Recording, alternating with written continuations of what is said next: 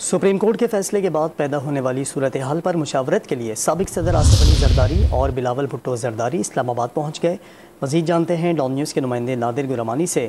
نادر، بتائیے گا آصف علی زرداری اور بلاول کے پہنچنے کے بعد کیا صورتحال سامنے آ رہی ہے؟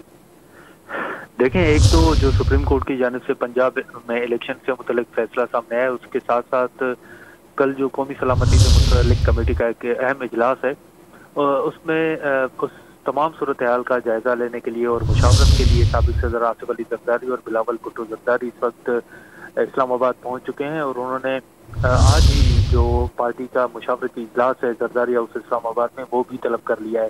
پیپلز پارٹی کے ذرائع نے یہ بتایا کہ اس حوالے سے سابق صدر آصف علی زرداری اور بلاول بھٹو زرداری پارٹی رہنماؤں سے سپریم کورٹ کے فیصلے کے بعد جو پیدا ہونے والی صورتحال ہے اس پر مشاورت کریں گے اور تجاویز بھی لیں گے۔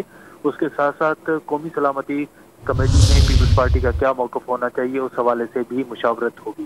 جی نادر، بہت شکریہ آپ کا۔